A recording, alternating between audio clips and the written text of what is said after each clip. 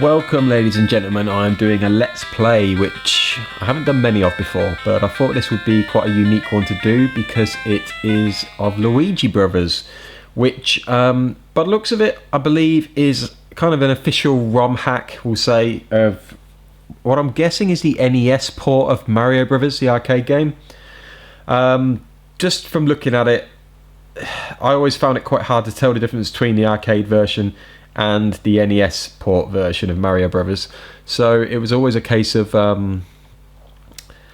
you know, I'd have to look at them side by side if I was gonna actually have a judgment on it. So this came out a couple of ways. I think you could access this. The one way I'm doing it is by playing it via Super Mario 3D World, which I think is probably the only way to do it.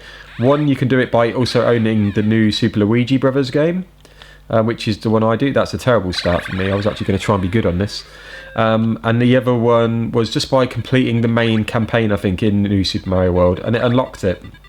And I really don't think, from the looks of it, that it offers anything different to the original Mario Brothers game. But I thought I'd just showcase this because it, and again, dead. It doesn't really get a lot of mention, this version of it. And although it, by the looks of it, it looks like it is just... Oh god, I'm getting chased by that now. Not prepared for this at all. Maybe it's actually a harder version than Mario Brothers. In fact, I'm dying so easily. That's not... that's more me than anything else. There we go. Instant death. Didn't even clear one screen. Let's start over. Yeah, what was I saying? It looks like it really is just a straight port of the NES game. I'm going to say the NES version as opposed to the Japanese, because it has all these one-player A and two-player A and B options, which I don't think the arcade game would have had an A and B option.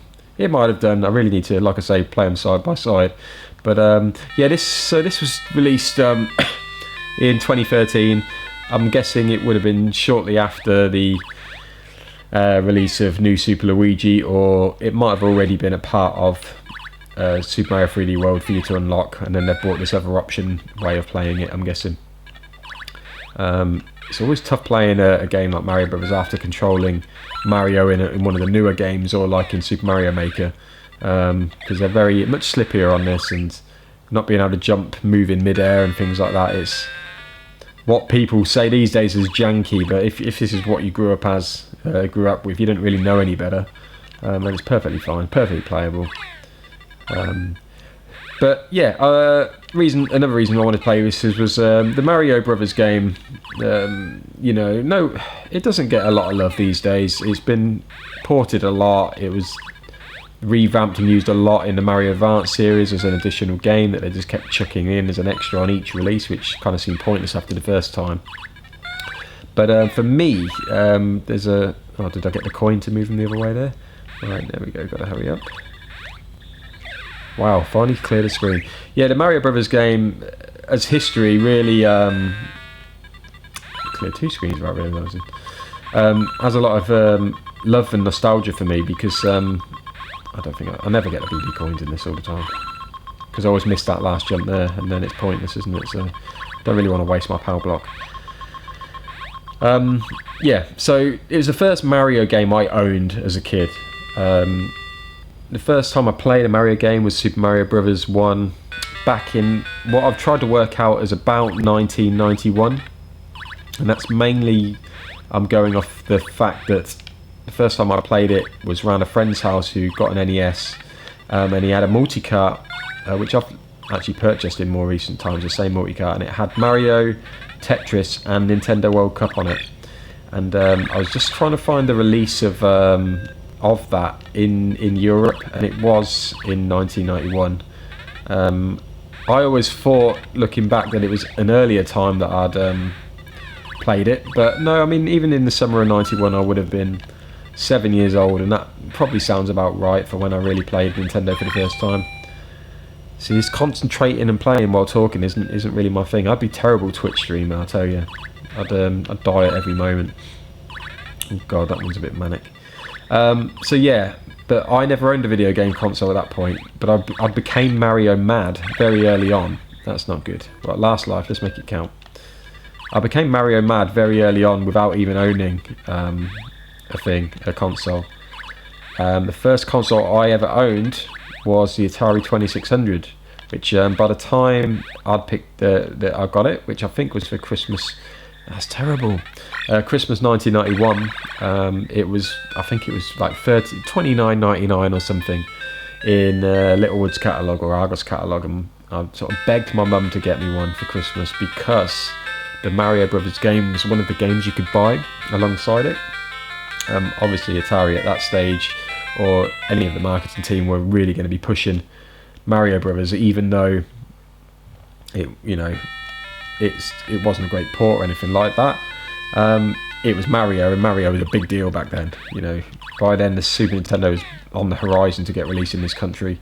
NES, after a very slow start, had got a little bit of momentum in the UK market, not huge. We've had this debate many a time on my channel about the importance of the NES's sales and whatnot in the UK, and I argue for the fact that it does have an important part of its history here anyway, despite other systems and microcomputers being popular. So yeah, obviously Mario was a big thing. It had its cartoon on the Super Mario Bros. Super Show on what I guess at the time would have been TVAM on the weekday mornings. So the fact it was making not primetime TV, but it was one of the main cartoons shown at that sort of time. Yeah, Mario was huge, even if the concept of the Nintendo consoles wasn't great. But I picked up an Atari. I think the only 2 games I got were the 32 games in one cart, which came with the system, which obviously had some great titles on. A lot of the earlier Atari ones, but there were some really good games on there. And then I think Mario Brothers as well, and I think I got a copy of Crystal Castles as well at the same time, thinking about it, or at least very early on. I realise I can't dock or anything in this game. I'm just really not timing my momentum very well. So obviously with having 32 games in one, obviously kept me busy. However, I played to death the Mario Brothers on the Atari 2600, and to me at the time, I know it didn't look as good as an NES, but I'd never seen how Mario Brothers should look anyway. I think at that point I might have possibly played Super Mario Bros. 3, and then obviously the bonus stage from that based highly on this. Are we going to get that one? Not quite. Based highly on the original Mario Bros. Game, but yeah, it was a game that I just kept coming back to. I don't know what it was about it that kept me playing. It's quite an addictive game. There's no, I never studied patterns or anything like that. I just kind of played it my own way. Obviously, the further you get into it, the different bad guys there are. So we've got the crabs at the moment, and then I think you get the fighter flies soon, and then there's the ice character, which I think I remember being called Slip Ice or something like that. Something that didn't really make sense, but I guess slipping on the ice kind of makes sense.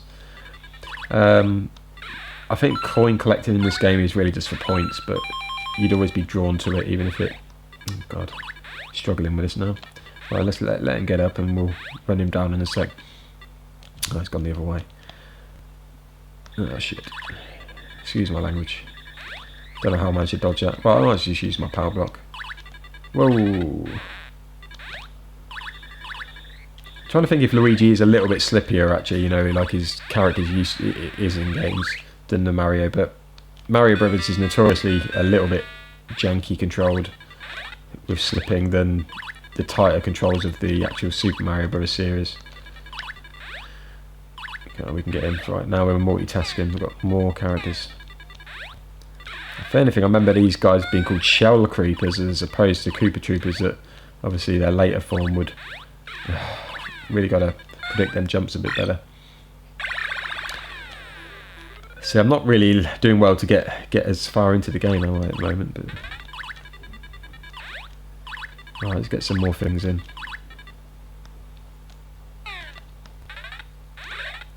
Because I assume there's just a set amount of characters that I need to be beating. Oh God.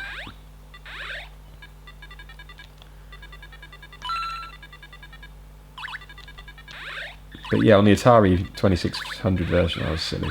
2600 version, I did end up playing the game for a long time, racking up points, and it got to the point where it wasn't really getting any harder. I'm going to give this one more spin, and then we'll call it a day.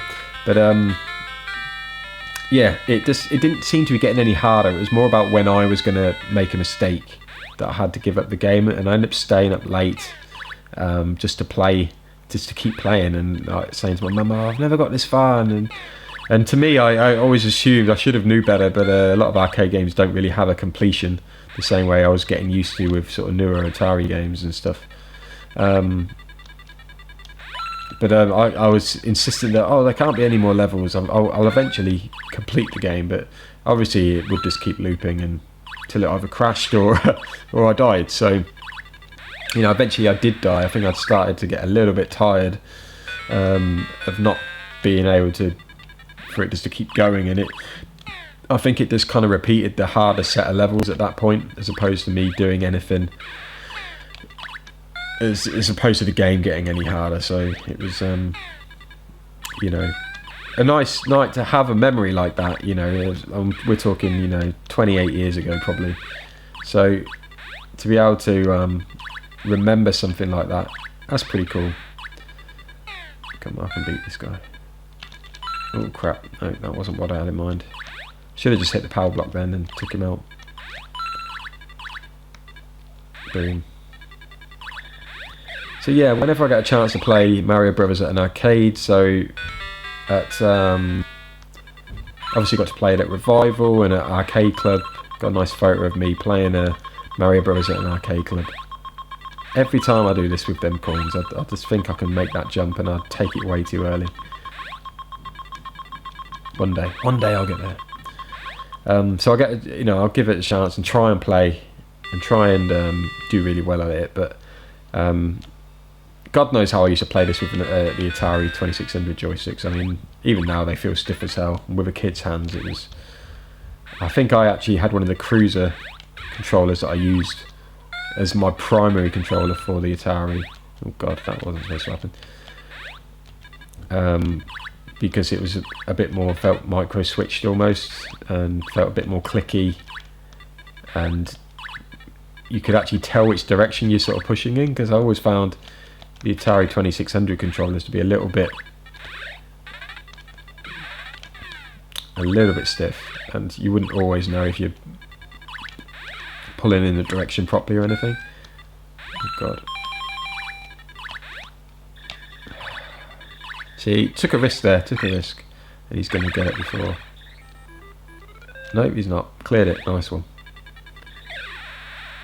We're up to stage 5. I think this is where we got to last time, so if we can get past this level, that'd be good. Oh, that's just stupid. I'm not helping myself here. Luckily I've got a couple of lives in the bank.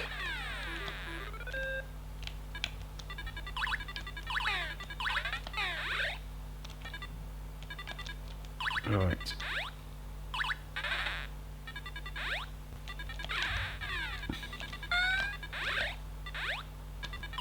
Oh, no, missed him.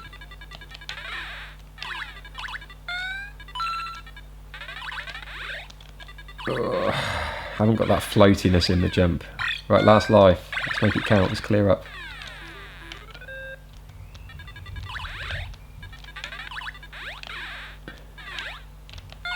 Oh, no. This game is more about, like, when you commit the jump, you kind of stuck with it, Oh God, no.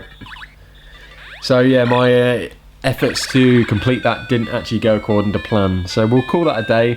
Obviously my skills aren't quite what they used to be on the 2600, but thinking about the limitations of that console, there's probably only so many characters and sprites they could have on screen to make it difficult. But remember the later levels having the fighter flies that jump, so that when they land it's more difficult. And then the ice character, the slip ice or something it was called, which would melt and then make the floor even slippier, which would make the controls even harder. So yeah, and then when you bring into the fireballs and the crabs that take 2 hits and stuff, it all sort of took its toll. There's a lot going on, but yeah, really enjoyable game. Don't think it gets the love that it deserves, because obviously the Super Mario Brothers kind of series blew this out of the water, and it's just how history's gone down. But just thought I'd show you some gameplay from it, because I don't know if I'm just not searching properly, but there wasn't a lot on YouTube already about Luigi Brothers, and it really does look like just a palette swap of the characters, really. Obviously, you can see from this demo mode that there's the two Luigis. There's a traditional looking Luigi, and then the Super Mario Brothers 1 style looking Luigi, which, you know, not a Mario brother in sight, basically. So it's kind of cool that they did a lot for the Year of Luigi, and this was just something little extra that I'm bringing to you about 5 years too late, but here we go. But thank you for watching. I might do a few more Let's Plays that are based on games that I have history with and a story behind. So yeah, cheers for watching, guys, and we'll catch you soon.